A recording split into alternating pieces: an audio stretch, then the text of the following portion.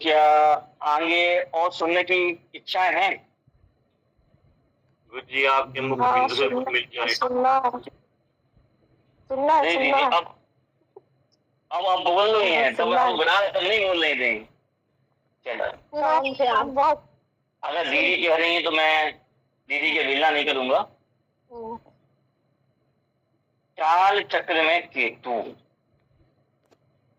सभी ये कह रहे हैं केतु मोक्ष कारक। मैं मोक्ष से ही शुरुआत करता हूं।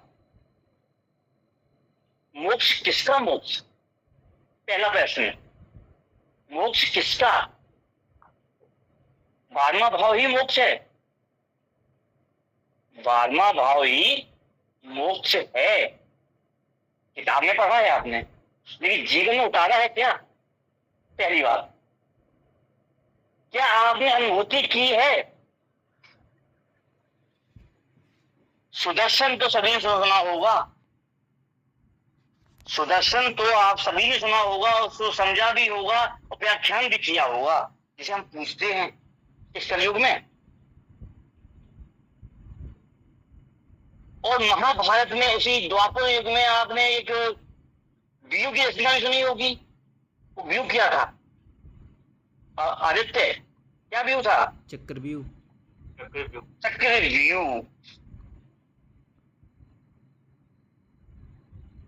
ये जीवन है और ये काल चक्र जो है, समय जो हमारे जीवन जी ने कहा, 7 ही पिंड हैं, 7 ही ग्रह हैं, लेकिन उन्हें मापने का मापदंड क्या? राहु और केतु। मापदंड दी, ये वैदिक घड़ी है जो ब्रह्मांड में हमारे ऋषि मुनियों ने हमें जो घड़ी दी है, जो कभी भी गलत नहीं हो सकती। नॉर्थ एंड साउथ पोल जो हमें आधार देते हैं कि हम इन 7 ग्रहों की गति को मापें कैसे। मापदंड है जिसे हम लोग क्या कहते हैं, अरे ये खराब हो गया, फलाना हो गया, दिखाना हो गया। कर्म करने वाला 7 पिंड है। क्या? 7 पिंड, जिनमें से 2 पिंड जो हैं वो असल सत्य हैं, वो ही पिता और माता के रूप में आदि शक्ति और आदि पुरुष हैं, सूर्य और केतु, जो कभी वक्री नहीं हो सकते। क्या? जो कभी वक्री भी नहीं हो सकते, न जिनके पास दूसरी राशि का स्वामित्व है। क्यों? क्योंकि वो ही माता पिता है। माता पिता एक ही रखते हैं, जन्मदाता। बाकी 5 ग्रह हैं जो वक्री भी होते हैं, अष्ट भी होते हैं, सब कुछ होते हैं, जो पाप पुण्य सब कुछ लेना और खाने देने का कार्य। 5 ग्रह जिनके पास राशि चक्र, चक्र क्या है? चक्रव्यूह तो है। चक्र क्या है? चक्रव्यूह, जिसके अंदर एक आत्मा प्रवेश कर जाती है। क्यों? आत्मा प्रवेश करती है चक्रव्यूह के अंदर। जैसे ही प्रवेश करती है, प्रवेश करने के पहले बहुसंख्य राहु के नाग प्रवेश करते हैं। जी, हमें साइंस के अंदर जब गर्भ धारण करना होता है तो साइंस में, मेडिकल साइंस में सब कहते हैं कि बहुत से विषाणु जीव जाते हैं, उनमें कोई एक ही गर्भ धारण करता है। यानी कि राहु बहुमुखी प्रतिभा है। क्या? बहुमुखी। बहुत से लोग जाते हैं, लेकिन एक मुखी कोई एक ही धारण कर पाता। अमतेज जी, एक मुखी, तो वो एक मुखी, वो एक मुखी भी जो उसमें भटकाव में होता है। क्या के भटकाव में?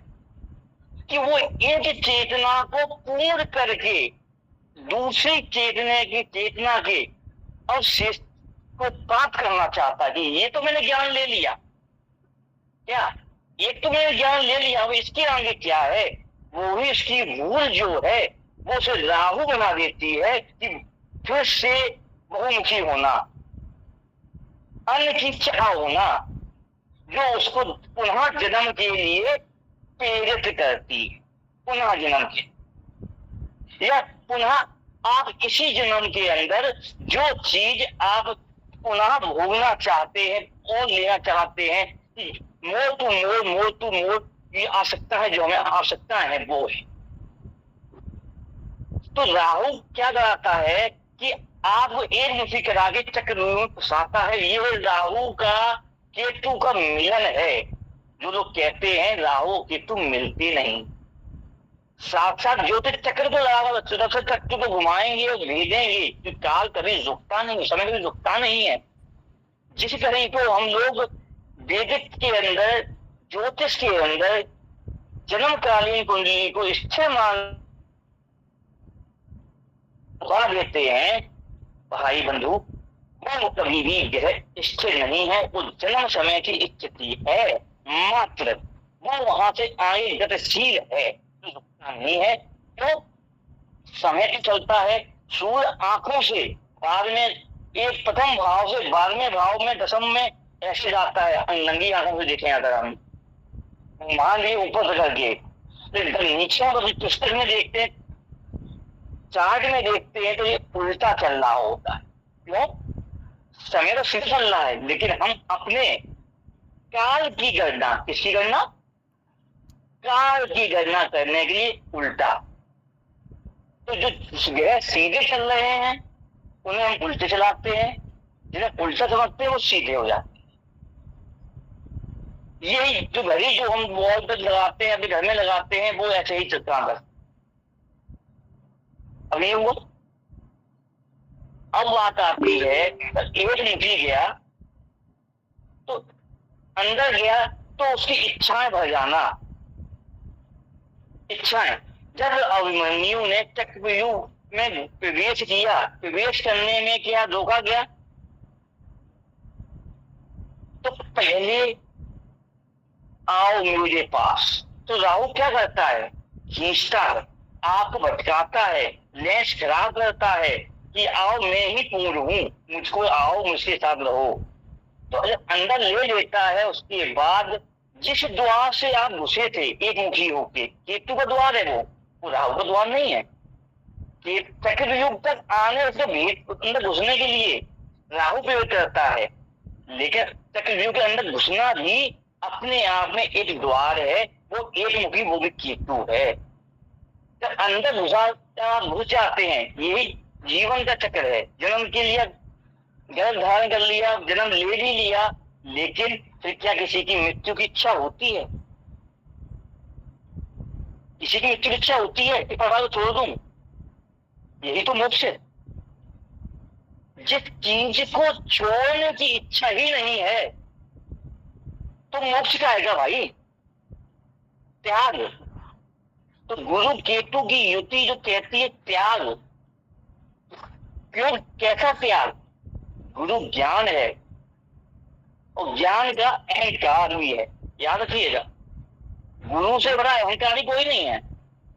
तो वो ये जानता है कि राजा को भी मैं चला सकता हूं, राजगद्दी पे बैठा हुआ, सिंहासन में बैठा हुआ व्यक्ति भी मैं चला सकता हूं। तो उससे बड़ा अभिमानी ज्ञानी कोई नहीं है। लेकिन जब केतु मिलता है तो केतु कब मिलता है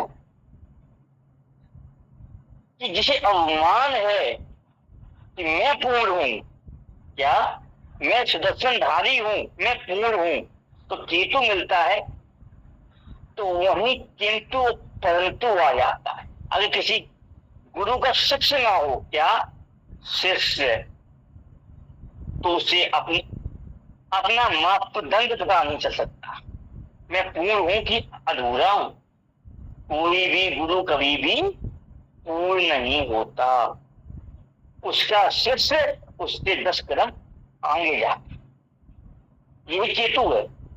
क्योंकि तो गुरु और केतु मिलते हैं तो पुनः विचार आता है कि मैं पूर्ण हूं कि अपूर्ण हूं। यहीं से संवाद शुरू होता है, काय का? ज्ञान का।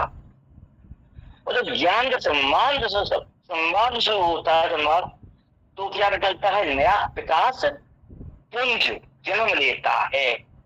जब जब नया प्रकाश पुंज जन्म लेगा तो चक्रव्यूह को क्या करेगा? भेदेगा, तोड़ेगा। अरे भेदने का प्रयास कर। भेदेगा। क्यों? क्योंकि जो मैंने सुना पढ़ा है वो अभी उसके आगे भी मार्ग है, उसके आगे भी दुनिया है, उसके बाहर भी गैलेक्सी है, उसके बाहर भी ज्ञान है। वो ही परम चेतना है जिसे हमें प्राप्त करना चाहता है। वो परम चेतना कौन? शिव। कि वो ब्रह्मांड में कौन सी शक्ति है जिसे मैं देखूं, प्राप्त करूं? वो अंतर्मुखी प्रभु कौन है जो हम सबको चल? तो ज्ञान तो केतु समय भी यही तो करेगा। लेकिन जिसे मोक्ष की बात करते हैं, हर ग्रह का केतु मोक्ष कर, हर ग्रह का केतु मोक्ष करता है। पहली बात कि 12वां ग्रह मोक्ष बोला गया है। शास्त्र में यही लिखा है, शिला तो लिखा 12वां भाव, 12वां राशि, 12वां स्थान यही मोक्ष है। क्यों? अगर सूर्य बैठा है, मंगल बैठा है, चंद्र बैठा है, शनि बैठा है, उसका पिछले भाव में जैसे ही केतु का गोचर होगा, नाड़ी के हिसाब से, गोचर के हिसाब से आप जिस बुद्धि से लगाना चाहें लगा सकते हैं। मैं नाड़ी ज्योतिष का विस्तार करता हूं। तो अभी एक अमतेज जी ने बोला कि मैं समझता था, अमतेज जी ये आपके लिए है स्पेशली, कि नारी वालों ने कहा, आज मैं आपके लिए विचारधारा बदल देता हूं। नारी ज्योतिष वेदांग से आई है, वेदांग पहले आया है, वेदांग के द्वारा बाद अंग लिखे गए हैं। तो 12वां भाव जो है, अब जिस ग्रह के पिछले भाव में जैसे ही आएगा वो क्या करेगा कि उस ग्रह की चेतना को जागृत कर देगा, उस ग्रह की चेतना को जागृत करना शुरू कर देगा कि तेरा जो कार्य था मैं उसको पूर्ण कर चुका हूं, अब आपके वैराग्य की शुरुआत हो। वैराग्य हर ग्रह का जो कार्य तत्व है, हर प्राणी, हर पिंड का जो कार्य तत्व है, जो मूल स्वभाव है, उसके वैराग्य की बात करता है। अब वो अच्छा भी हो सकता है और बुरा भी हो सकता है, अच्छा और बुरा। सपोज कर लीजिए जब भी वैराग आता है, जो आपके बहुमुखी प्रतिभा के लोग जो आपके साथ जुड़े हुए थे, जिसे स्वार्थी लोग भी कहते हैं, आज की भाषा में हम कलयुगी हैं, दीपक जी ने जैसे कहा, तो जैसे ही वो 12वें भाव का वैराग्य का उत्पत्ति होती है तो आप संसार में अकेले होने शुरुआत कर देते हैं। क्या? अकेलापन आ जाता है। हमारे पास जो लोग होते हैं वो भी हमें दूर लगते हैं, तो दूरियां बढ़ती हैं, तो वही तो वैराग्य है, यही तो डिवोर्स है। डिवोर्स केवल सुख के साथ नहीं होता, याद रखिएगा, हर ग्रह के साथ है, गुरु के साथ है। आदमी क्या कहता है, वो गुरु फलाने चीजों को क्या करते हैं, हमें नहीं करते, तो हमें नहीं जाना। एक मुखी गुरु भी के गुरु बृहस्पति भी एक चेले को चाहता है, और एक चेला भी एक गुरु चाहता है। शुक्र है, सेम चीज उसके साथ है। अब यही केतु एक मुखी होकर सूर्य के साथ मिल जाए, वो व्यक्ति जैसे ही उसकी चेतना जागृत होती है, वैसे ही वो अपना ध्वज गाड़ने के लिए नींव खोद देता है। याद रखिएगा, जिसके को कुंडलियों में शोध करिएगा, सूर्य का संबंध जब भी केतु से बनता है, ऐसे लोगों ने अपनी नई नई पार्टियां बना दी, खड़ी कर दी, जियो से लेके फैक्ट्रियां खड़ी कर दी, एक एक बड़े बड़े मंच और बड़े बड़े कंपनियां और आपके जितने भी उच्च निर्माण सकते मठाधीश तक बन जाते हैं। तो क्यों? क्योंकि जब सूर्य प्रबल होता है केतु के साथ तब वो उदय होता है, पर प्रतिदिन उदय होता है ब्रह्मांड के अंदर, प्रतिदिन नई ऊर्जा के साथ उदय होता है। और जैसे ही वो चलता है और वो शिखर पे पहुंचता है। कहाँ पहुंचता है? शिखर, जिसे हम चाहते हैं। भाई जो लोग अगर जिन्होंने मेहनत करी है, जिन्होंने पाया है अपने दम पर, तो सूर्य केतु में एक चीज मिलती है, जब भी ये व्यय करवाएगा तो वो उसको अपने पिता से नहीं, पिता की बापौती नहीं मिलती, वो अपना मार्ग, अपनी पथ, अपनी दिशा खुद तैयार कर। ऐसे ही शनि, शनि क्या है? कर्म। शनि से निश्चित जब वागने में इसको व्यय करवाया, जो उसका पुराना कार्य है उसको, जो शिक्षा है सबको नष्ट करके नया कर्म, नई उत्पत्ति। कई बार आपने देखा होगा किसी ने कुछ की पढ़ाई करी, कुछ किया, और जिस लाइन से लोग थे ही नहीं, परिवार से थे ही नहीं, अलग लाइन में चले गए, कर्म मतलब पूरे पश्चिम हो गया। यही तो नॉर्थ और साउथ पोल है। जब तक वो राहु के क्षेत्र में थे तो उन्हें बहुत चीज अच्छी लगती थी। जैसे वो मोड बदला, केतु आया, चरण बदला, भावा तबाही अलग हो गई। क्यों? केतु और राहु में क्या है? ये आपके 7 ग्रह जो हैं उनके पुण्य और पाप को इकट्ठा करके उसकी कैलकुलेशन करके आपको फल देते हैं। कैसा फल? जैसा भाव, जैसी राशि, जैसा नक्षत्र। इसमें विस्तार बात नहीं करूंगा। तो मोक्ष किसका? एक चीज और है, अगर यही बात है, आपने सभी ने माला बहुत सुनी होगी, माला माला माला सुनी है। बृहस्पति नाड़ी ज्योतिष के अनुसार भी जन्म लेने से 9 भाव की यात्रा करेगा तो 108 वर्ष होते हैं। कितने होते हैं? 108। मतलब जहां शून्य से शुरुआत करेगा तो 9 भाव पूरे करेगा तो 108 की जब माला कर लेगा तो 8 और 1 9 मिलके क्या बनता है? सुमेरु पर्वत। और सुमेरु पर्वत ही दलदल है। इसी दलदल को मकर राशि बोली गई है। फिर 10 और 1 सूर्य को 0 मिलना ही दलदल है। 108 माला यहां हो गई। लेकिन इसी माला को केतु मतलब 9 भाव को चल के जब बृहस्पति काल 108 की माला बना पाता है, वही केतु काल चक्र के अंदर केवल 6 भाव चल के 108 की माला बना लेता है। मतलब 3 घर छोड़ पहले ही भाई। क्यों? क्योंकि जैसा गुरु मिलेगा उस प्रकार उस गुरु को सीख। क्योंकि गुरु ने जहां छोड़ा है ना, उसके आगे उसे चला है। जहां गुरु का पराक्रम शुरू होता है, तभी जब पराक्रम गुरु करेगा तभी तो सेना मिलेगा। तो 3 भाव कम क्यों हुए? मैं समझने की बात है। 9 और 6 3 का तो अंतर है। हम कह जी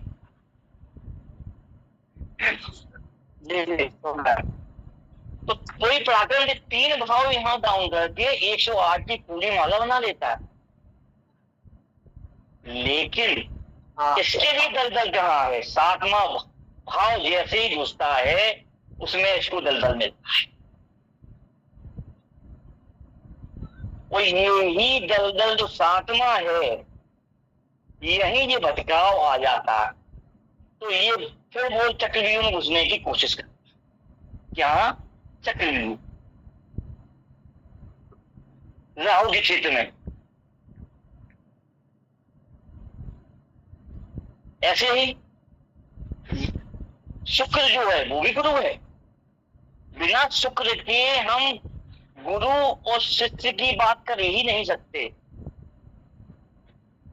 धार्मिक भाव की बात हुई है ना आज, मोक्ष की बात हो रही है, तो सुख दुख हम कैसे भूल जाएंगे साहब। यही शुक्र 12 भाव में 108 पूर्ण करता है माला।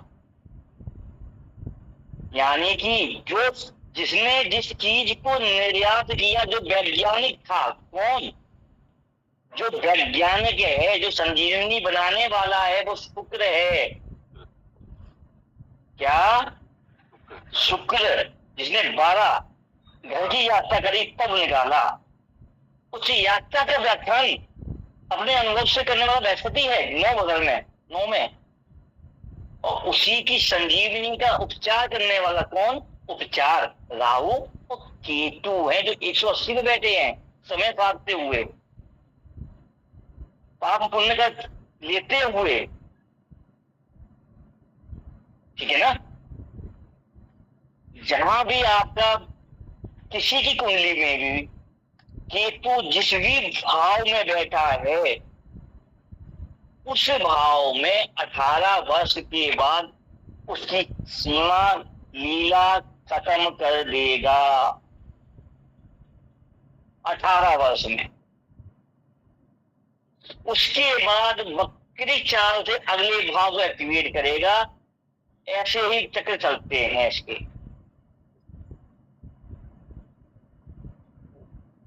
क्योंकि उसको हर ग्रह के कार्यकर्ता जो जन्म लिए हैं, जैसे पाप पुण्य आपको मिले हैं, उसका लेखा जोखी का फल देना है, मोक्ष कराना है।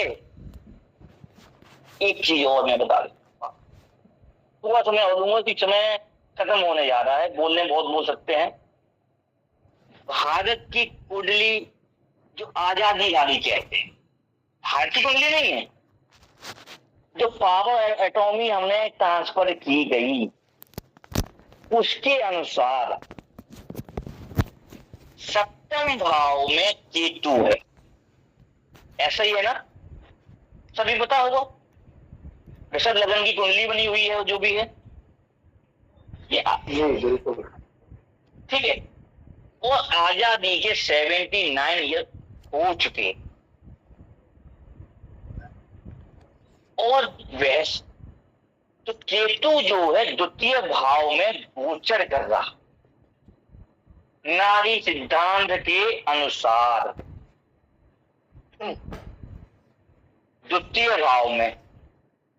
लेकिन द्वितीय भाव का जो काल चक्र का खत्म होना है, क्या है का काल चक्र मोक्ष वाली, वहां पे केतु तृतीय भाव में है, जहां सूर्य चंद्र शुक्र बुध सब बैठे हुए। और कर्क राशि जैसे बोलते हैं, कर्क राशि क्या है कि स्वर्ण की, सोना यही बोलते हैं। जनरल काफी हो सकते हैं यहाँ पे। तो केतु का सूर्य से संबंध बनना पहली बात, केतु का शुक्र से संबंध बनना, केतु से बुध का संबंध बनना, और केतु का चंद्र से संबंध। तो चारों का मोक्ष कराने के लिए आ रहा है। चारों का मोक्ष किसके द्वारा? जनता के विद्रोह भी तो है। तो 4 ग्रह के कारकत्व में असंतोष पैदा करना। तो प्रेजेंट टाइम में अगर हम देखेंगे तो देश की गद्दी, सिंहासन और नेता, प्रधानमंत्री जो है सब हिले हुए हैं वर्तमान। क्योंकि 79 तृतीय वर्ष क्रॉस हो चुका है, और ये तो करना है तो 1 महीने बाद, 1 महीने बाद यानी अक्टूबर स्टार्टिंग लगा लीजिए आप, अक्टूबर स्टार्टिंग लगा लीजिए, या 15 के बाद मान लीजिए, इसको अक्टूबर कहते हैं। अक्टूबर से अप्रैल मोदी के लिए अच्छा नहीं है, स्वतः त्यागने की नौबत आ सकती है किसी, लेकिन हाँ प्रधानमंत्री पद का। तो ये चाहे बीजेपी जा रही है, तो जो बात लोग कर रहे हैं कि कैबिनेट चेंज होने जा रहा है, मेरे को अप्रैल मई तक पूरी की पूरी मोदी युग बदलता हुआ दिख रहा।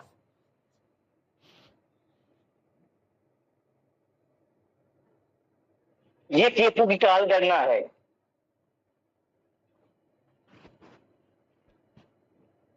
और एक चीज और है, अमित जी ने कहा था, तृतीय भाव जो होता है पड़ोसियों का भी होता है। पड़ोसी स्टार्टिंग से ही देखा जाए, पड़ोसियों से हम लोग परेशान रहे हैं बाहर, तो एक पिंड मान लिया जाए, एक नागरिक मान लिया जाए, तो इस बार केतु आके उनका मोक्ष भी करेगा। तो जो समय आने वाला है युद्ध संघर्ष का, 1.5 वर्ष कठिन है। 1.5 वर्ष बहुत ज्यादा, 1.5 से 2 वर्ष की हम कहें तो संघर्ष में है, क्योंकि 2 वर्ष के बाद देश में बहुमुखी प्रतिभा देखने को मिलना शुरू हो जाए राजा की दुकान। चलिए, और किसी का कोई फैशन हो तो पूछ सकते हैं, क्योंकि बोल तो बहुत सकते हैं, समय पूरा हो चुका है, 3 मिनट ओवर हो चुके हैं। कुछ पूछना चाहे पूछ सकते हैं। मुझे तो मार्च लग रहा है, तुम अप्रैल तक कैसे जा रहे हो? मैक्सिमम। अच्छा। आपको मार्च लग रहा है, मेरी नजर में तो मार्च भी नहीं पहुंचने की उम्मीद नहीं लग रही है। अगर तो देखिए, क्योंकि राहु केतु की गणना में एक चीज और है, ये 2.5-3 महीने पहले और 2.5-3 महीने बाद भी फल दे देते हैं। तो जनवरी फरवरी सेंटर पॉइंट लगा लें तो भाई 3 महीने इधर 3 महीने उधर कर लीजिए आप। मुझे तो महामंदी का आहट आ गई है। महामंदी आ चुकी है, क्योंकि शुक्र के साथ शुक्र की बात करी थी हमने, शुक्र और बुध दोनों मिला के आपकी आमदनी को दिखाता है और जमा पूंजी दिखाता है, तो उसके वजह केतु है ना। तो आर्थिक मंदी कंट्रोल करने का तरीका यही होगा कि हम स्वेच्छा से सरकार बदलने और जनता को एक आत्म शांति दे दें कि नया आया है तो समय लगेगा, तो समय निकल जाए। अच्छा, यहाँ महामंदी से ज्यादा मुझे एक चीज और पूछना थी कि जमीन जो है, जमीन और जमीन के रेट क्या होने वाले हैं? अगर मैं अभी की बात करूं तो अभी तो नहीं, लेकिन हाँ भविष्य में 7 साल के बाद, बस 5 साल ही कह रहे हैं, 5 साल के बाद जमीन की ही वैल्यू रहेगी। अभी तो ये गिरने वाली है जमीन की वैल्यू, खरीदार ही नहीं मिलेगा। यही महामंदी होती है, यही महामंदी होती है। प्लॉट पे, मकान पे और फ्लैट पे इन्वेस्टमेंट कर रहे हैं, वो अपनी कब्र खोद रहे। अब मैं तो यहाँ से बोल सकती हूँ, यूएसए में कई डॉलर का लोन हो गया है, बहुत बुरी हालत हो गई। भूमि की वैल्यू बढ़ेगी, बस जहाँ से हम जमीनी सोना निकाल सके, अन्न की वैल्यू बढ़ने वाली है। एक बात मुझे जाननी भी है, लड़ाई झगड़ा नहीं करेंगे और कहनी भी है ना, एक अभी अपन लोग लड़ाई झगड़ा नहीं करेंगे, समझने की आवश्यकता है। हाँ, बोलो दीपक, बोलो दीपक। ज्यादातर भय इस समय एक नैरेटिव के तहत सेट किया जा रहा है, जो हम सोशल मीडिया और न्यूज के थ्रू देखते हैं,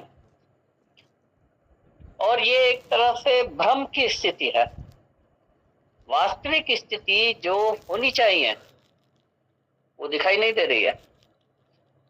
सबसे बड़ी बात है, एक झूठ को, एक नैरेटिव को 1000 बार विज्ञापन के माध्यम से, कई अन्य माध्यमों से जब प्रस्तुत किया जाएगा, नहीं किस झूठ के माध्यम से उसको भी खोलिए। नहीं दीपक जी, आगे जिस यहाँ पे कोई पॉलिटिशियन नहीं बैठा हुआ है, जिससे नेगेटिव की बात आप कर रहे हैं, झूठ मानने की, वो झूठ भी तो बताइए। कि अंधे ने तो तीर नहीं मार मैं सकता अपनी ना। बात पूरी कर लूं। आपसे देखो कितनी तेज पानी है, बाप रे, मैं तो सुनाई नहीं देख रहा। हाँ जी बोलिए। सबसे बड़ी बात है केतु का गोचर हो रहा है। मैंने पहले भी कहा था मोक्ष के 3 पड़ाव है। काल चक्र में अनुभव की बात कहनी थी। काल चक्र में केतु था। केतु जीव के जो बंधन उसने मार्गियों कर सीधे चलकर पैदा किए हैं। केतु एक तरह का एक जोन, एक मैग्नेटिक फील्ड है। ये छाया ग्रह, हम इसको छाया बोलते हैं। छाया मतलब जहां पर जिस स्थान पर वो छाया पड़ रही वो विशेष क्षेत्र हो जाता है। उस विशेष क्षेत्र के विशेष समय काल, यही काल चक्र है। उस चक्र के, उस काल के चक्र के दौरान ये आपको उन आसक्तियों से, उन कर्मों से, उन इच्छाओं से और उस धर्म से मुक्त करने का मार्ग और दर्शन देता है। पूरी बात कह रहा हूँ, पूरी बात कह रहा हूँ। दिया था, पहले समय दिया था, उस चीज को रिपीट नहीं। तो सर जो मैं बात मैं ये कह चुका हूँ, ये कह चुका हूँ। और जो कहना पड़ रहा है, बहस नहीं कर रहा हूँ, एक्टिव हो गया है, शेषनाग एक्टिव हो गया है। उसको आज रहिए, समय तक किसी के पास नहीं है, वो समय बहुत हो अरे चुका है। भाई हाँ, घुमाने वाली बात नहीं सर। हमारी बात को सुन लो थोड़ा सा, सतयुग और कलयुग के 4 पड़ाव हैं।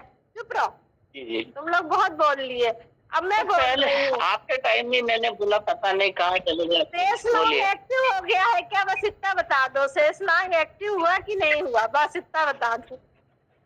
अरे वही बता रहे हैं, वही बता रहे हैं। सतयुग, द्वापर और त्रेता तक शेषनाग हुआ करता था। अभी कलयुग है, फिजिकली नजर नहीं आता है। तो कलयुग के जो धारणा है, कल अर्थात मशीन, एआई, उसको आप शेषनाग बोले या कुछ बोलो, ये आगे डर। अच्छा, मुझे एक चीज बोलना थी। जो बच्चा होता है ना पैदा, मैं साइंस की स्टूडेंट हूँ इसलिए बता दे रही हूँ। जो बच्चा पैदा होता है जीव, तो लिक्विड में तैरता है। जो लिक्विड होता है ना, वो केतु के लिक्विड में तैरता है। और जो जुड़ा हुआ होता है ना, मतलब उसकी जो इच्छाएं हैं या जो चीजें हैं, वह राहु है। तो बच्चा जब पैदा होता है तो राहु केतु तो साथ ही रहता है ना उसके। तो वो 9 महीने तक राहु केतु क्या करते हैं उसका, इस पे सोचना, विचार करना, ये बहुत बड़ी साइंस। अरे राहु से केतु है, वो 9 महीने 18 महीने का होता है ना। नहीं, मैं वो बात नहीं कर रही है, साइंस है बहुत बड़ी। जब गर्भ में लिक्विड में तैरता है बच्चा, तो राहु केतु तो साथ ही रहते हैं उसके। तब वहाँ क्या करता है वो राहु केतु? नहीं दीदी, आपने जो कहा मेडिकल एस्ट्रोलॉजी, इस पर भी करेंगे, लंबा समय लग जाएगा।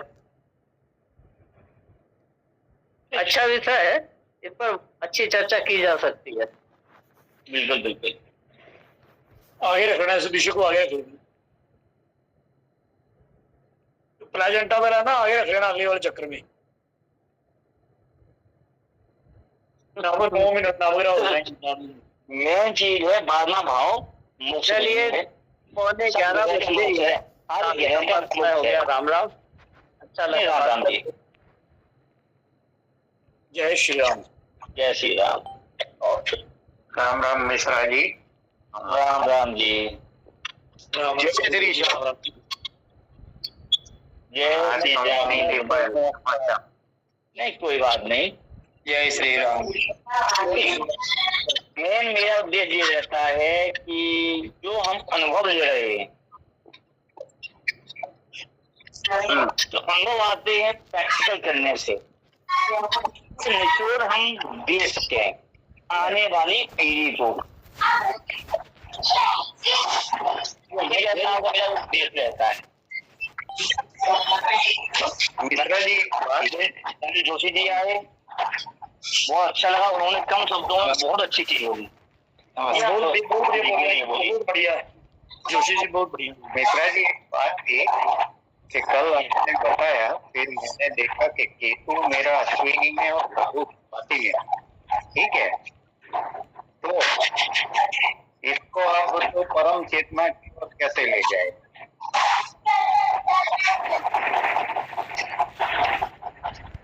नहीं, आपने क्या कहा? मेरा केतु है अश्विनी में, पंचम में, ठीक है, मेष पर, और राहु है तुला में, स्वादिष्टा। तो अब परम चेतना का विषय है, समझिए। केतु जो है हर ग्रह की चेतना को जागृत करता है, उसके बाद में भाव। अब एक बात समझिए कि बाद भाव है कौन सा उसका, आ रहा है। तो कोई भी चीज है, नारी ज्योतिष के अंदर जो भी ग्रह बैठा है उसका पहला और उसके बाद वाला भाव बहुत ही इम्पोर्टेंट होता ही होता है। बारहवां अगर आपका अगर आपका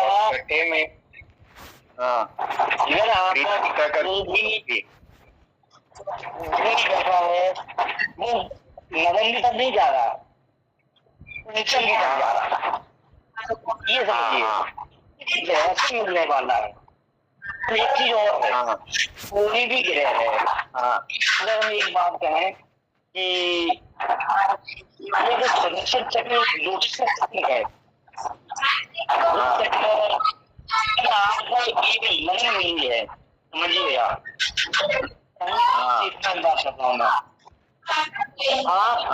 यहाँ जो लोग बैठे, भाई जिसकी आवाज कैसे यहाँ से आ रही है? प्रतु जी की आ रही है।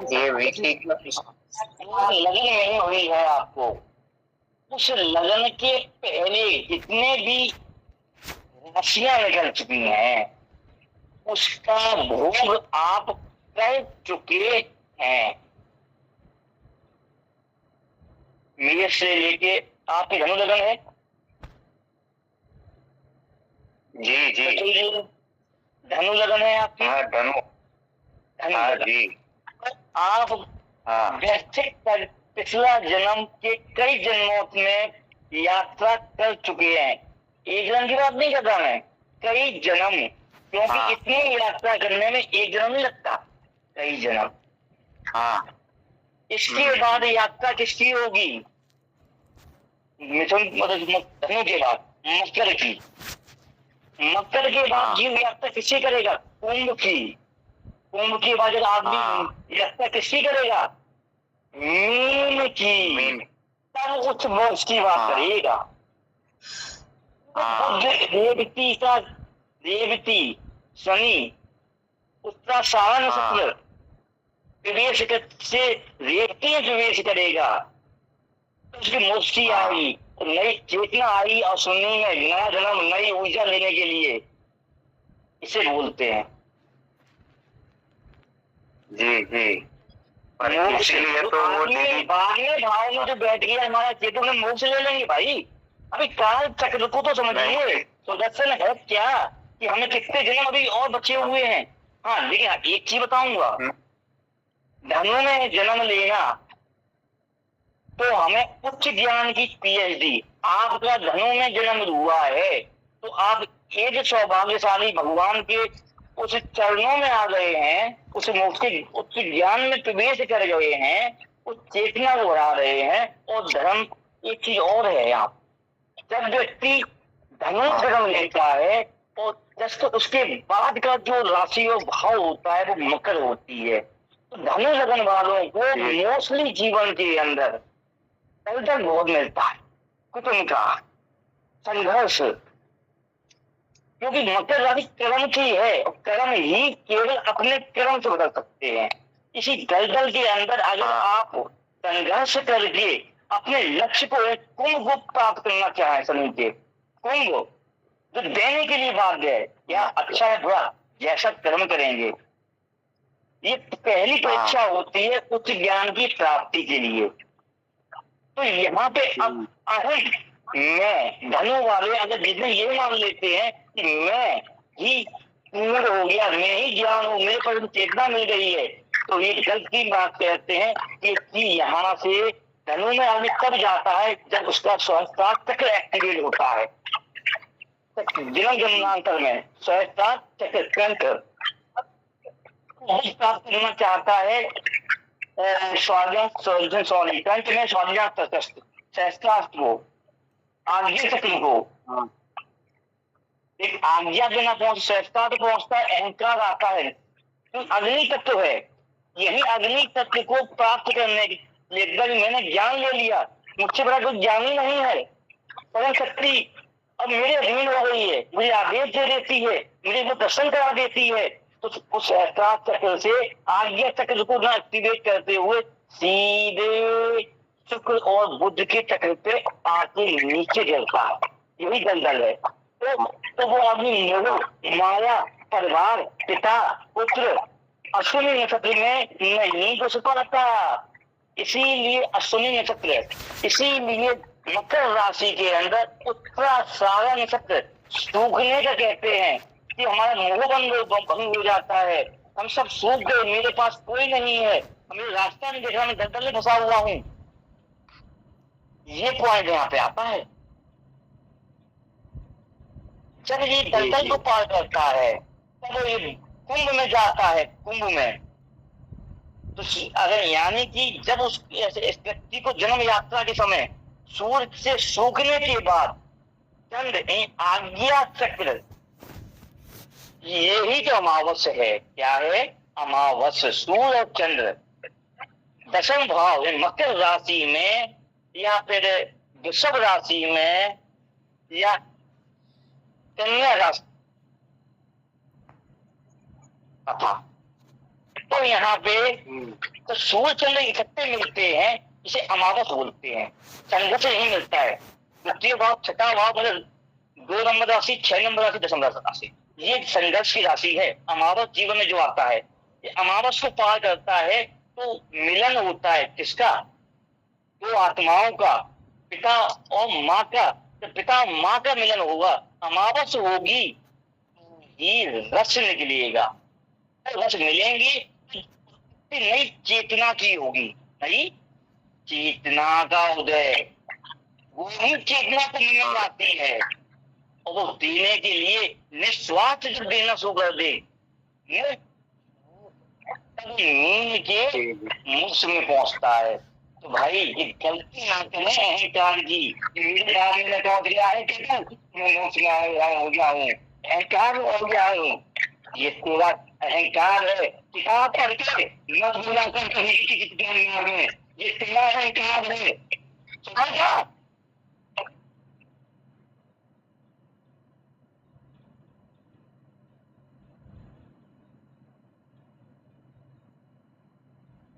तो सुधर जा, अहंकार त्याग दे। जो तेरी का शक्ति आ रही है ना, वो तेरी शक्ति नहीं है, मुझे तो छीन नहीं है तुझसे। अहंकार मैं वो चेतना तेरी नहीं है। अभी तू यही चलेगा, इस जन्म में तुझे कुछ नहीं मिलेगा, अगला जन्म ले दूंगा पहले। जो बात तू यहाँ दिखाई नहीं चाहिए, तू क्यों पूछता है?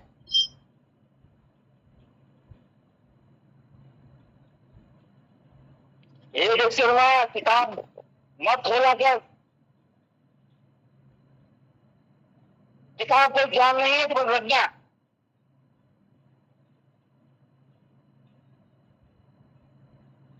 परम चेतना बताओ, परम चेतना क्या है? आंतरिक ज्ञान निकाल के भाग रहा हूं, वो तो परम गुरु बन जाएगा तू, परम गुरु जिसकी तो लालसा है इस